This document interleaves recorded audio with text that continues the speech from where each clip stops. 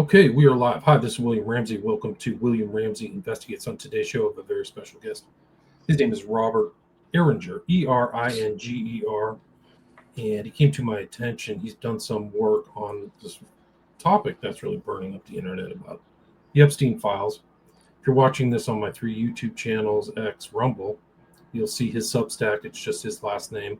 I'll put a link to his Substack. He writes on a variety of different topics.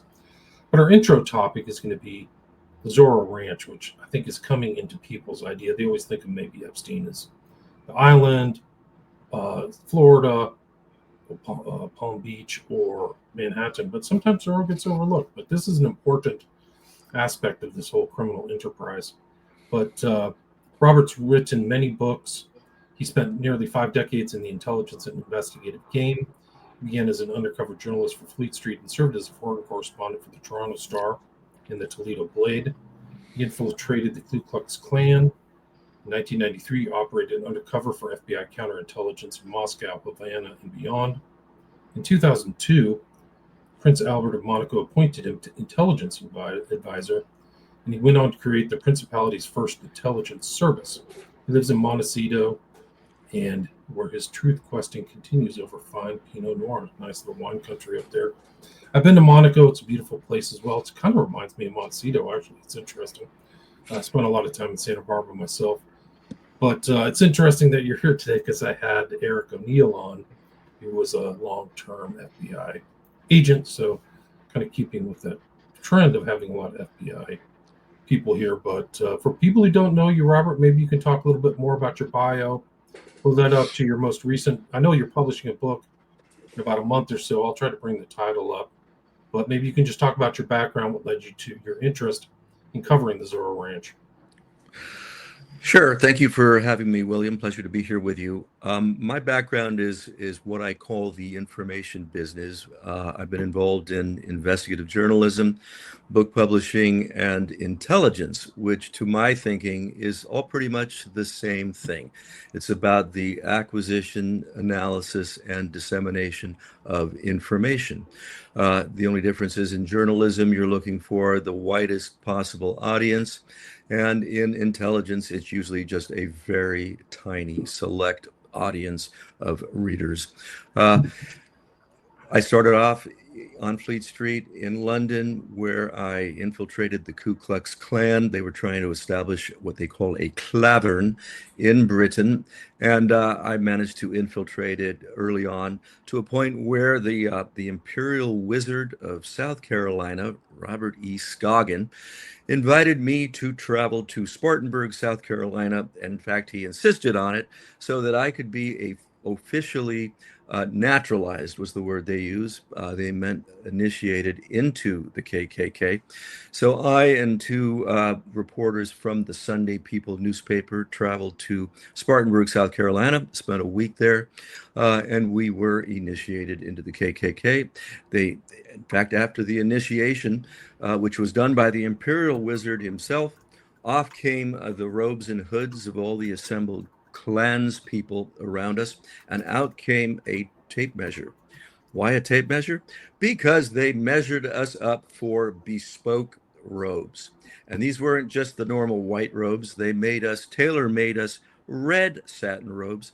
The reason is they made us Kleagles, which is Klan speak for officer. And they did that because it was presumed we would return to Britain and lead the Klan there. In fact, of course, what happened was we got back to Britain, and over 2 successive Sundays, front page and center spread splash, they call it, or used to on Fleet Street, exposed everybody involved. They scattered like rats, and that was the end of the KKK in Britain. Anyway, that kind of work, undercover work, I then went on to do as a specialty, infiltrating extremist groups and exposing them in newspapers such as the News of the World and the Sunday Mirror, and again, the Sunday People. And eventually, was able to put those skills to work for FBI counterintelligence. I must point out that I was never fully employed by the FBI. I was never a special agent, nor have I ever purported to be. I was a subcontractor, and it was based on doing the kinds of ruses for the Bureau that I had been doing in journalism. The difference, of course, is now instead of a wide audience, it was a select, very small audience, maybe of 3 or 4 persons within the Bureau, because my identity was strictly guarded. And I wrote about that particular period of my life in a book called Ruse, Undercover with FBI Counterintelligence. That was published in 2008 by Potomac Books. And I talk about the missions that I did for the Bureau, starting with the attempt to rendition Edward Lee Howard, who was the only former CIA guy to ever successfully defect to Moscow. He did that in 1985, which was known as the Year of the Spy, and he was living there in the early 1990s, actually from 1985 onward. In 1993, an interesting opportunity arose whereby Howard wanted to write a book. He did, in fact, write that book. It was called Safe House. And I became his editor, except what he didn't know was that I was really working undercover secretly for the FBI. And the idea was to get to know him, befriend him, and try to figure out a way to lure him back to the United States to face the music. That went on for a bit. It went on for a few years. In fact, we could have renditioned Edward Lee Howard. Everything was in place to do that. And the Bureau was very gung-ho in association with the CIA. However, at the 11th hour, when we knew where Howard would be, where we could nail him, the Clinton White House intervened and aborted the mission. So the FBI was not allowed to get its man, and Edward Lee Howard continued to operate freely, at least inside Russia, and he would travel throughout Europe as well, until he met in untimely death in 2000, I believe it was 2002, July 2002, when at the age of, I believe he was 50 or 51, he supposedly fell down a flight of stairs at his dacha, and broke his neck. And the problem with what the Russians said about that is his dacha didn't have a basement. But I've never much trusted the old KGB, still don't. Anyway, my work for the Bureau went on and on and on, not only doing Edward Lee Howard, but rusing the former chairman of the KGB, Vladimir Krychkov, and getting to know Howard's Cuban contacts, which led me to the Cuban mission and those doing espionage for among the Cubans in Washington, D.C. Made for a couple of interesting chapters in that book. And eventually, I crossed the line from counterintelligence to criminal investigations to try to hasten the extradition of Ira Einhorn from France.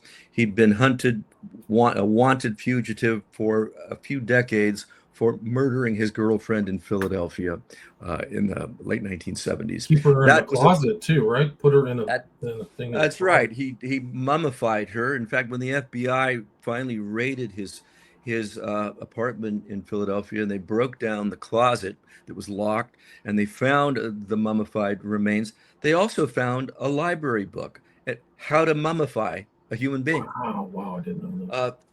As you could imagine, that was evidence against him, partly, except he absconded and ended up on the run for a number of years until he was discovered in France. It was my job to get to know him again as purporting to be a book editor. I convinced Ira that he was going to be a best-selling author and that I would ensure that his books got published. And then he began to, from there, finally.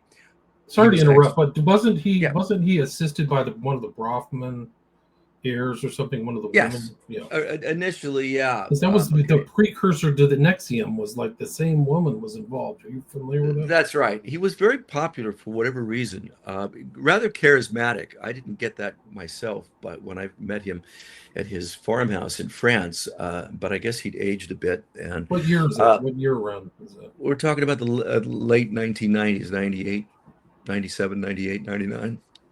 It went on for a bit. The French were were stringing us along in terms of when the Philadelphia investigator who'd been hunting Einhorn for years finally discovered his whereabouts.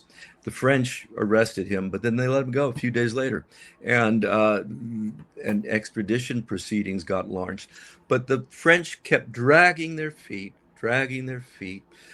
They would tell the United States, the DOJ, well, we can't extradite him because we don't believe in the death penalty. And you have that in Pennsylvania where he would be tried. And they turn around and say, well, we've already passed a special law just for that to say that we will give Ira Einhorn a new trial. They did try him. They had tried him in absentia, and he'd been sentenced, I think, to death. And they said, we will. It was actually a law. The legislature passed it. We will give Ira Einhorn a new trial. So please, please hand him over. So then the French said, well, we don't believe in trials in absentia. They just kept dragging and dragging and dragging. And finally, I would think that my intervention is what caused the French to finally capitulate and hand him back. If you want to hear that story really quickly, it's because, Sure. Yeah, what happened was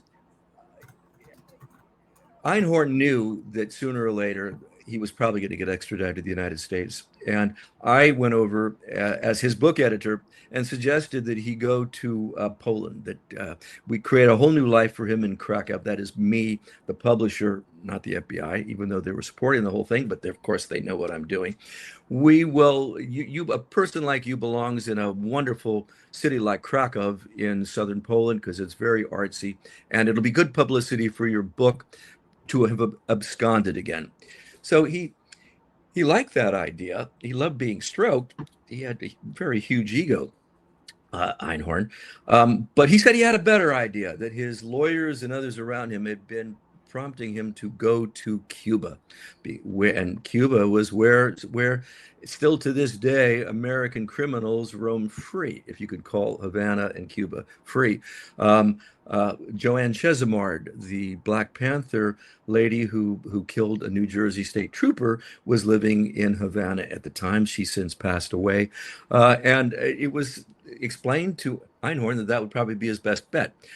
Well, he had the misfortune of telling me this at a time when John Ashcroft, who was the Attorney General, was just about to have a meeting with Holly Maddox's siblings. Holly Maddox was the beautiful young lady who Einhorn bludgeoned to death and then mummified in his home. So when I got back from my trip to see Einhorn, and I was working with the FBI agents from the FBI Fugitive Squad in Philadelphia. And when I explained what Einhorn was going to do, John Ashcroft was apparently livid and got on the phone to the French counterparts over there and said, if he gets away and ends up in Cuba, there's going to be hell to pay. We understand from our own sources that's what he has in mind, and you better not let it happen. Lo and behold, 1 week later, way many months ahead of what was supposed to be the next hearing, although it was supposed to be a minor one, about his extradition. 1 week later, all of a sudden, the court in Bordeaux, France, said, you're expected in court in a week, and we're going to decide extradition. He was blown away, couldn't believe it, and showed up in court, and they they judged that he would be extradited. So he sort of did what he told me he was going to do. What he told me he was going to do, he'd never go back to the United States, that he would prefer to kill himself, and that what he was going to do is immolate himself in flames like the Vietnamese monks did to protest rulers of Vietnam back in the early 60s. And he did go through the motions. He invited French media crews into the kitchen of his farmhouse and took out a butter knife and punctured his neck. But of course, an ambulance was called. He was bandaged up. It really wasn't a serious injury. They gave him a few days to recuperate, and then the gendarmes arrived to put him in their vehicle, drive him to Charles de Gaulle Airport in Paris, and hand him over to my two buddies in the fugitive squad, where he was put in handcuffs, put on a plane, and flown back to the United States, where true to their word, they provided him a new trial. It took the jurors only 4 hours to convict him of murder, and he spent the rest of his life at Hootsdale State Penitentiary, from which he wrote me a letter 6 months after he was in prison, and saying, "What happened to you? Where are you? You were supposed to publish my book." So he never got onto the ruse. Never did. Nope. Your book. Interesting. Yeah. Well, sorry about that long story about the FBI. No. I know we want to talk about Monaco and I do. I want to talk about Grace Kelly's son, the Order of the Solar Temple. Are you familiar with that? Say again? The Order of the Solar Temple, because that's where Grace Kelly, when she supposedly drove off the cliff, she ended up on property of this cult called the Order of the Solar Temple. Have you heard of that? Yeah. I'm aware of her affiliation with that group, and I believe that's probably true. Whether it had a connection to her death or not, I'd be less sure of. Although I do think there is some question about whether the Italian mafia was involved in her sad, tragic demise. Believe it or not, I think she was only 52 at the time. Yeah. But there was something very mysteriously wrong with her brakes, and she chose the wrong roads to go down. I know that trio of curves that exist coming down from La Turbie into Monaco, treacherous, but with brakes not working, fatal in her case.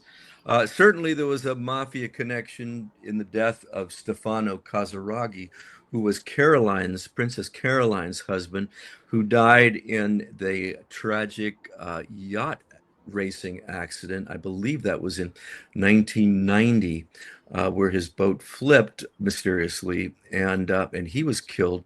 And then, after he was buried at Monaco's cathedral, there are persons who tried to steal his corpse.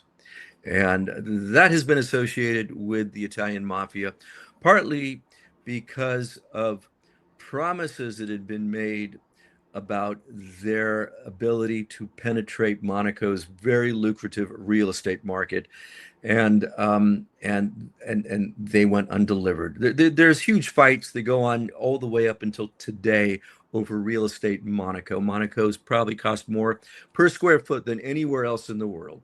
Wow. And building has always been the big money spinner there, and most of the corruption relates to that business. Sorry, once again, I've gone off on a tangent here. No, it's not. It's very important, actually. People don't understand the attraction, the allure of Monaco. It's a small principality. It's run by a family, hereditary monarchy, right? But low taxes or a tax haven, right? Well, it is a tax haven for most people, not Americans, because if you are an American citizen, you are obliged to file income tax returns wherever in the world you live. So Americans don't find it a tax haven.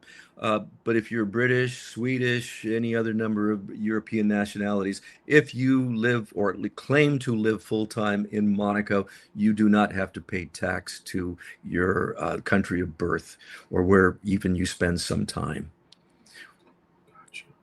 Wow. So how did you come by, as an American, getting into becoming an Intel asset for the family there? Like most of my life, serendipitously, I was involved in book publishing in the late 1980s, and the opportunity arose to move to Monaco. And I thought, well, being much younger than I am now, of course, the sense of adventure overtook me, and I uprooted to Monaco for a couple of years. rationalizing that I would scout literary talent since at that time I was representing authors with books. I handled William Colby's book about Vietnam, Lost Victory, and Robert Kupperman's book, Final Warning, about terrorism.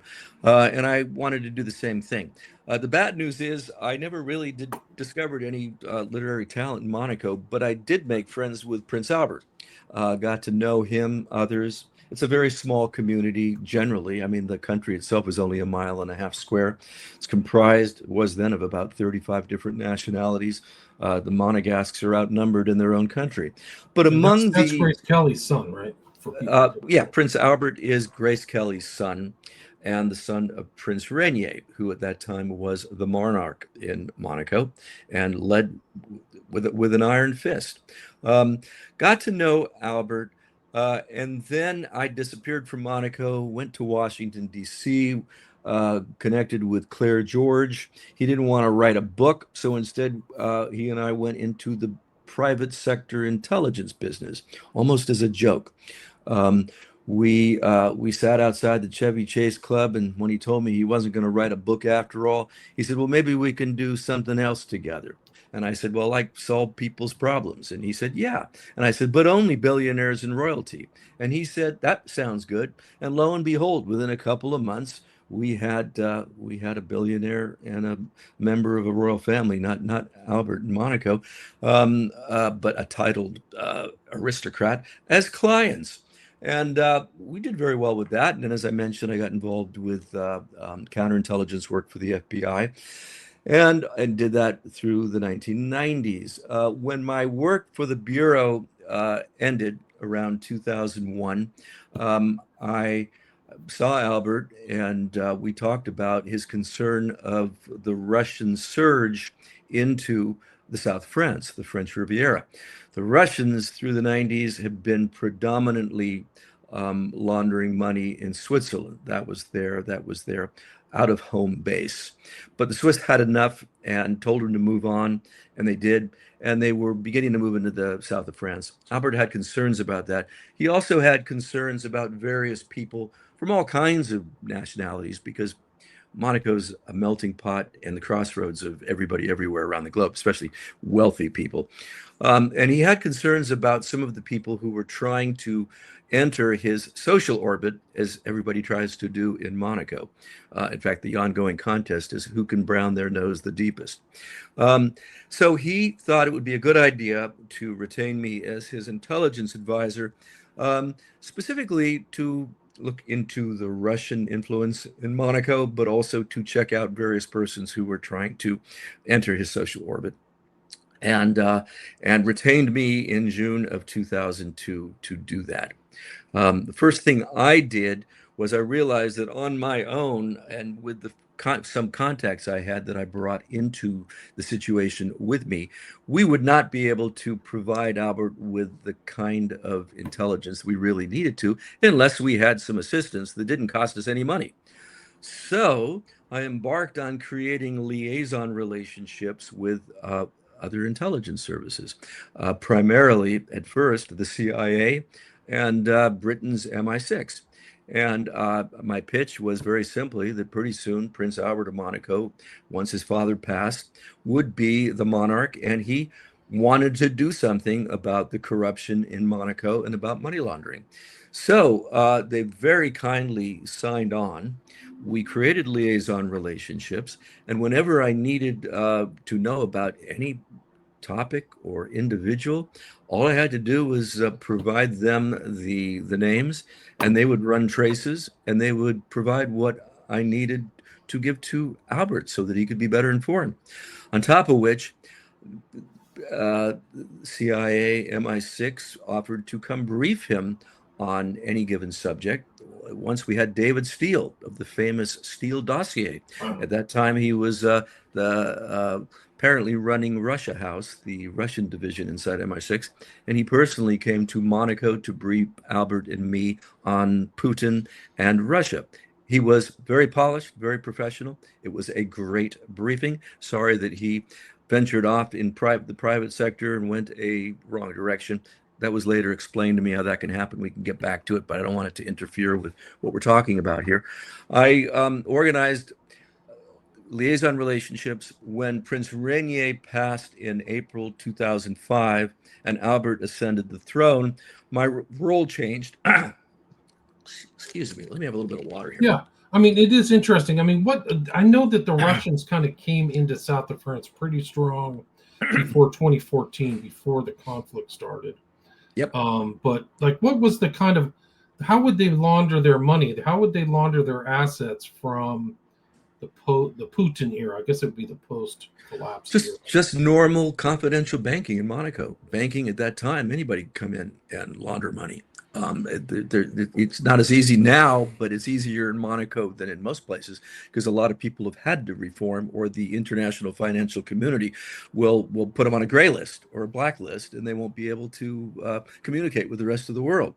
But back then, in the early aughts, anybody could open, well, you'd have to have a bunch of money, but if you were a Russian coming in, the banks were glad to have you. You show up with $10 million, even in cash, in suitcases, and you have an account. And that may still happen today, although less likely. I'm sure they've gotten far more sophisticated about that. But that's the answer, confidential banking. I was saying earlier that after Prince Albert ascended the throne, I created the Monaco Intelligence Service. I no longer had to be just intelligence advisor. I created a service because that's what it was at that point, and it needed to be, because we then embarked on creating a whole new slew of relationships with foreign intelligence services all around Europe. And it was very productive for us because, once again, we could get whatever information we needed quick on just about anything and everything. And I went on to then begin to assemble the various financial intelligence units of the micro-European states like Luxembourg, Malta, San Marino, which is surrounded by Italy, and Liechtenstein, and discovered that before my arrival on the scene to try to organize them, there was absolutely no meaningful contact between the financial intelligence units. Luxembourg actually had and still has a proper intelligence service, but the smaller states, they never got beyond financial intelligence units within their police departments. Well, I created an association of micro-European intelligence services, and we began to have meetings, and we created a common shield among us so that we could keep each other informed about what Russians or other nationalities were hopping from one tax haven microstate to another, looking for banks to launder their money in. Right. So is this kind of the heraldry right here, the Monaco Intelligence Service? That's yes. Yeah. In fact, I was working with Prince at one point, starting around 2006. I brought into our service Prince Albert's cousin, a man by the name of Jean-Léonard de Massy. And he was the guy who then kind of helped us officialize and struck these badges and so on, just so we could go to foreign intelligence agencies and say, see, we really exist. We're real. A lot of them needed more than that. In fact, almost every intelligence service that had a relationship with us first would come to Monaco, and they would meet Prince Albert in person at the safe house that I kept in Monaco. And only then were they satisfied that this was real and that we were off and running with an information population of Monaco, exchange. Yeah, it's not very big. I think it's under 20,000 of permanent. Yeah, when I was there, it was more like 30 plus. Now it's higher because they've created a lot more space in the last 15 years. A lot more buildings have gone up, and it's closer to 40,000 now. 40,000 like permanent residents, like people who are like not. Well, they call the foreign residents call themselves permanent residents, and that's how they're able to renew their residency permits every few years. But most of them just use it as an official residence, and then they do things like run up their electricity bills by keeping the lights on, so they can, when they're called in for an interview, they can try to prove that they're actually living there full time. And this is the cover of your upcoming book here, Spy Master of Monte Carlo. That's come in. That's Valerie Plame, Bob Bear, which is a strange thing. I've had another guest on here who went to school with Valerie Plame, and he wrote a book called Ruse. So it's kind of a weird synchronicity. Uh, yeah, yeah. He's a good guy. I like Bob. Yeah, so you've had some there. There's some of these famed names, Bill Cooper and all that other stuff. So, how long was your stint in Monte Carlo? 5.5 years. It went on until about the end of 2007, at which point it became clear to me, or it became clear to Albert first, and then clear to me, that he really wasn't going to clean up the principality the way he'd promised to his subjects and to all of the intelligence services that I'd pitched on the fact that he was going to clean up the principality. So he let everybody down. He gave at his speech when he in July of 2005, when he officially was his investiture.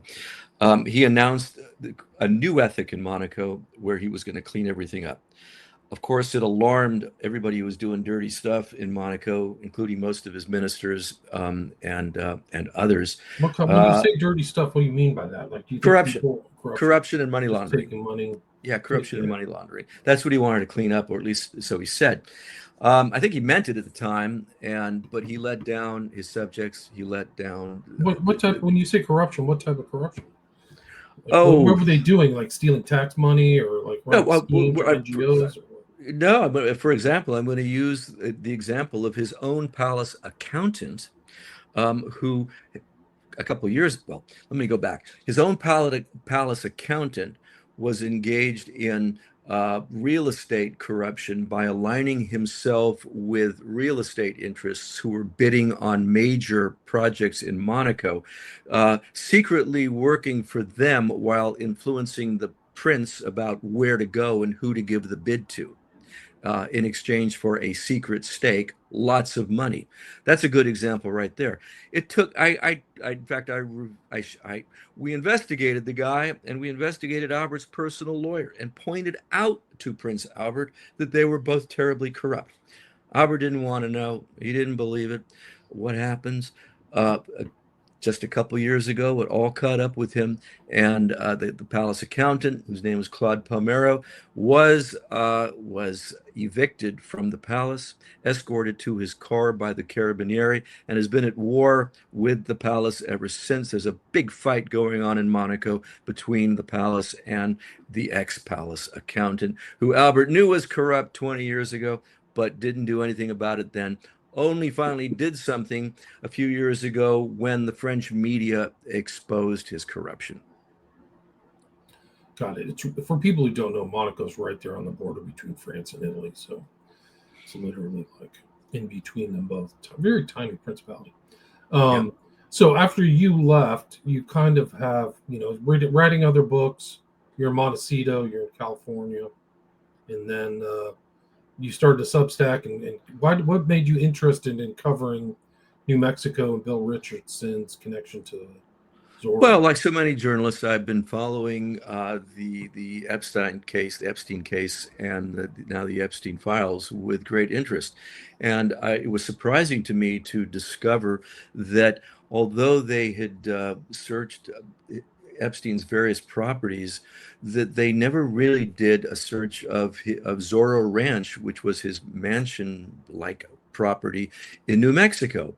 And I suspect the reason for that was the influence of Bill Richardson, who was a two-term governor of New Mexico, in addition to having cabinet jobs in the administration of Bill Clinton. I believe he was the energy secretary.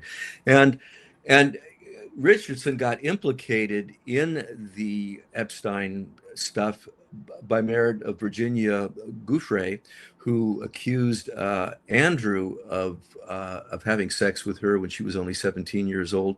Andrew denied it, and now those denials are now all proving to be false. She also said that when she was in New Mexico, she had sex at the age of 17 with Bill Richardson. He denied it. He's no longer alive. He passed away a couple of years ago. But there is no reason to disbelieve Virginia Giuffre at this point because we now know she was telling the truth about Andrew. Why would she make something up about Bill Richardson? So to me, that's the interesting connection about why nothing ever got done about his ranch, searching it, even though in 2019, according to an email in the Epstein files, somebody informed the FBI that the bodies of 2 foreign females are buried somewhere on the grounds of Zorro Ranch. So the question is, what happened? Did the FBI not think to send cadaver dogs, not search, not look around for dead bodies? Um, Apparently, nothing happened at all. Why did nothing happen? These are good questions. Only now that this has come out, that particular email from the Epstein files has the New Mexico legislators, just last week decided to open an investigation into Zorro Ranch. Why did the FBI sit on it all this time? It's there's more to come out, much more to come out, in my opinion. I think so too. There's a lot of dark evidence of Epstein traffic. I mean, at least in the files of him going to Mexico to abuse kids, and New Mexico's fairly close to the Mexican border, and him being in Juarez in 2014, which is a huge tell. That's another one of these files, and there's no reason to go to Juarez. You know, on his list of options, if he can go to Paris and New York and Miami and the Caribbean, there's only one reason to go to Juarez, and what's it notorious for? Trafficking. Right. Absolutely. And I'll tell you something I found interesting. I was in New Mexico coming up 3 years ago. I was in Santa Fe, and I was staying at the Anasazi Hotel. Went to the bar there. Bill Richardson was still alive then. It was a few months before he passed. By the way, he was a very young man when he passed, and they never said why. They just say of natural, died in his sleep at his summer home in Chatham, Massachusetts, but never said how or why. Well, when I was there and I was in the Anasazi bar, probably the most upmarket bar in Santa Fe, and struck up a conversation with a bartender who told me that Bill Richardson would come in all the time. But the problem with that was he drank too much. He was very bitter, drank too much, and was extremely argumentative. And I didn't put that together with Epstein back then, even though he'd already been accused by Virginia Giuffre. But clearly, he didn't end his last few years were not very happy. I think he had a sense of what was coming down the pike and how whatever legacy he might have was going to be in tatters. That's what I wrote about on my Substack post. Yeah, and it still is. Here he is with Bill Clinton, which you never want to be in a picture of. Yeah, that's right. And there's Giuffre in Santa Fe. I haven't seen this picture, but it's new. It came out of the recently released Epstein files. Okay, I wasn't aware of that. Wow. So it's just incredible. Have you heard what the guy who was the former head, he managed the Grateful Dead, the father of Courtney Love, said about Zorro Ranch? You ever heard that? No, I've not. Really dark stuff was going on there. Let me see if I can find it. Yeah, well, especially if you've got this suggestion that 2 bodies are buried there, maybe there's more than just 2. And once again, what are they going to find? Now they say they're investigating, but who's in charge of the investigation? You really can't trust the investigators anymore. Yeah, you can't. Can you trust the state investigators? I mean, in New Mexico, like, I don't know. Really depends on how influential Bill Richardson continues to be with those aligned with him, or maybe were involved. After all, it was in New Mexico. Who else from New Mexico politics or business was at Zorro Ranch? They had to have every reason to want to kill an investigation into the place. Right. Maybe that's where the real Eyes Wide Shut room is in Zorro Ranch. I think Stanley Kubrick was onto something when he made that movie in 1999. He really was. I mean, the other thing about Zorro was there was like a cop who lived around there and said that there was a barn there that had he thought there was an incinerator. Have you heard that one? I have not, but it wouldn't surprise me. Yeah, let me see. Let me see if I can bring this one up. This is incredible. Like, I mean, I'm trying to find this other one, but I'll share the. You can find this. I don't know if you've like looked through the files, but you can find this one at EFTA 012499623. Basically, he says, I live in the neighborhood of a property owned by Jeffrey Epstein. Property which is on Zorro Ranch Road, Staley, New Mexico, has recently had a large barn constructed. The barn is suspicious as there is a garage door that appears to be a sally port. There's a chimney. Blank is concerned that the property could potentially have an incinerator concealed behind the barn. So, is there rumors the property was used for recruiting girls to visit with Epstein, but he has no factual evidence to support this claim. Blank heard that rumors that girls from Albuquerque and the Moriarty area were recruited for Epstein. Blank patrolled this area for 15 years before he retired. So this is somebody who's kind of familiar with that area.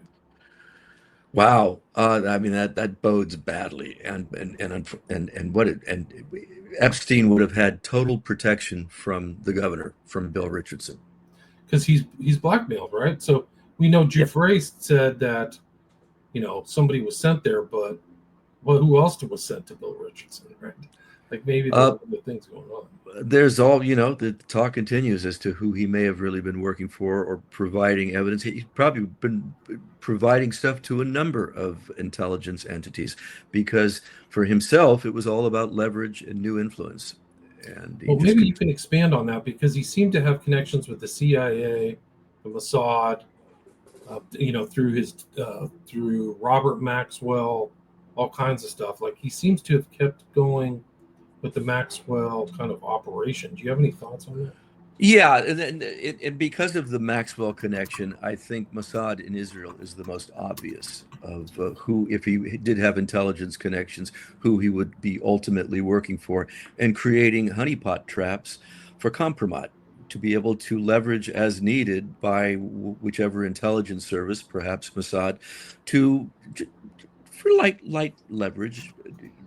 Yes, it's blackmail for sure, but it's common in the intelligence services, and it sure seems like Epstein had everything wired up and was recording everything that was going on there, and we've yet to see a bunch of that stuff. Hopefully, we will get a chance to down the road, but yes, I think it's completely plausible that he was serving an intelligence service and maybe more than one. Right, which wouldn't be the first. So he's like a triple spy or triple agent or something. They talk about double agents, but like showing somebody something or FBI, and that's how he gets away with it, right? So I think he was working everyone. He was working everyone he possibly could, which is smart. That's how you keep from getting arrested, just like Whitey Bulger, right? Bulger. It was good for a while, but Epstein didn't have a happy ending. So your thought is he was killed in jail? Do you believe that? I don't believe in the suicide. No, I believe he was murdered. Yeah, it just too weird, too crazy. All the cameras get turned off. The guards go to sleep. Now somebody in inmate clothing, an orange robe, is going up the stairway. I believe, and then the family, the pathologist representing the Epstein family, who was there for the autopsy, said that the marks on his neck could not be there from hanging, but only from strangulation through somebody's hands. Yeah. So I believe he was murdered. This I think you're right. This statement by Hank Harrison, Courtney Love's dad, was done a long time ago. This is like 10 years ago on a different forum somewhere on Facebook. But he writes, since my daughter was in Epstein's Black Book in 2003, and since she bragged to me about how she was procuring victims for him, I think I have a right to speak with some authority here. The crimes are 10 times worse and 100 times more numerous and more degenerate than you can imagine. The New Mexico Zorro Ranch is bad, but when victims were worn out, they would simply be taken to the desert and buried, or taken to sea, weighted down, and dumped overboard. The ones who survived are lucky to be alive. We are talking multiple slave murders here. Clinton did not procure slaves. Trump did. Google me before you reject this comment. Pretty intense. That is very intense. Yes. So there's multiple different stories that coming out about that place, which is very isolated, like it's apparently in the middle of nowhere. Like that's my understanding. Yeah. Yeah. So people check out his Substack. It's your last name, right? It's just So no, it's roberteringer.substack.com. Robert Eringer. I post something every day. Lately I've been focusing on Monaco because of this book coming out. I'd actually moved on in my life from it, but finally decided the truth needed to be told, and that's why this book's appearing, and that's why I'm writing more often about it on Substack. But I write on a whole lot of issues, and I write a weekly news review, which I spell REVUE because I kind of poke fun at what's going on in the news, and it is also published simultaneously by Santa Barbara Current. Santa Barbara Current. So there it is right there. Saw you were on Caravan to Midnight. That is today's news review. Yes. Gotcha. So news review, bunch of different articles there. When is your book being published? March 19th, and it's now available on pre-order from Amazon, Barnes & Noble, and other internet booksellers. And you have your other books there as well, too. So you've got Ruse there. Ruse, yeah, they should be novels. There. Yep. It's written The Spy Master and Me. I mean, you have a pretty good, or it looks like you've written about 10 books or something like that. Yeah, I write novels as well. And my latest thing's been, I went through a phase where I like to write road novels where I take a real road trip and marry it with a fictional plot and characters. I did that with a book called Motional Blur that was published by Skyhorse in 2016. So I have a lot of authors from Skyhorse, so it's a good outfit. Is there anything you'd like to add? I mean, we're at the 45-minute mark. Do you want to take some comments or check the comments? Here's I don't know if you were following, but there's a lot of people talking. Great interview. Says Southwest. Thank you. Thank you, Robert, says Jack. I saw the comment there. It said, why keep him alive? Meaning, how did I escape all that? The simple answer is, if I'd stayed in Monaco any longer, I believe that my life was at risk because I had the palace accountant gunning for me. He actually tried to end the intelligence service without Prince Albert's authority, but he pretended that he had Prince Albert's authority to terminate my intelligence service, even though he had no idea what the extent of it was or all the relationships we had with other intelligence services. I had him seriously sore at me and then the Prince Albert's personal lawyer, Thierry Lacoste, who was in cahoots with the accountant in their real estate corruption. And then I became better known for the first few years as intelligence advisor. And even when I started the Monaco Intelligence Service, I was very invisible. But once we had Albert had the good chief of staff who was actually trying to implement a cleanup program, word began to get around that Albert had his own intelligence apparatus. And a lot of people were upset about that. They didn't like the idea that Albert could have information that didn't come from Monaco's interior ministry. Up until then, the police couldn't even get their information through to the palace. It was all filtered by the interior ministry and controlled. So nobody wanted Albert to have an intelligence service. Nobody wanted to be cleaned up. And I'm the guy who suddenly they realized was running it. And it was at that point where I decided not only wasn't I going to put up with this any longer because clearly Albert was not going to clean things up like he said he would, but I think my life was at risk as well. As an official from MI6 told me, you better at least close down your safe house here, that little apartment where we'd have all of our meetings and where I slept when I was at Monaco. He said, because you're going to get firebombed. And at the time when the accountant actually tried to terminate our intelligence service, I realized the word was out. I did feel threatened, and I understood that if I stayed longer, that I might not exist beyond that for very long. Gotcha. South Tower says, great interview. Sammy says, thank you. Jack asked you, why did Ira Einhorn mummify the girl? Why was that his choice? Do you know? I guess he didn't know how to get rid of the body. Ira Einhorn is very lazy, so the idea of taking a body down from an apartment into a car and putting it in a trunk, I didn't think he had a car. He would have had to involve somebody else who would then be a witness against him, maybe possibly turn him in. I mean, I'm only thinking on his behalf, but he probably thought it was the safest place to keep her and not be discovered that he'd murdered her. Why it took the Philadelphia police 2 years to get a warrant to go into his house when everybody, her family, knew that she was the last person he saw. Once again, a lot of it is incompetence and bungling. It's not just when the FBI doesn't do stuff when they should have done it, is because they're hiding something. It's because of sheer incompetence and bungling things like that seem to have just happened in Tucson, Arizona, with this abduction. Right. Kent says, great interview. Thanks, Kent. Silent wants to ask me about Bill Colby and DB Cooper. That seems like a stretch. You ever heard that theory? I've never heard that theory. Okay. I never have. Very interesting. Good thing you got out. Jack says, great interview. So we had 160 live listeners. So thanks for listening, everybody. Thanks for the comments. And is there anything else you'd like to add, Robert, before we wrap it up? I mean, I could go on for another 2 hours, but I think we covered I'll have enough. you back after you publish the book. Then I can read it and I can ask you some pertinent questions. Great. I'd love to join you again and your listeners. So you have a Substack. Do you have a website yet, or it's just your Substack? No, well, I did at one point, but I merged it with Substack. So roberteringer.com goes to the Substack. Gotcha. So it's Robert Eringer, ERINGER.substack.com. Yes. I'll put him. That's it. Silent says thank you. William says have him back for sure. Yeah, you can definitely. I'll come back anytime you like. And Truth Seeker says I like this guy a lot. John Vieira says it was a pleasure. Learned a ton. So thanks for coming on. Really appreciate it. Again, the guest is Robert Eringer, ERINGER. And then he has a book coming out, which I showed the cover of it. So keep an eye out, guys. It's Spy Master of Monte Carlo, Tales of Royalty, Espionage, and Betrayal.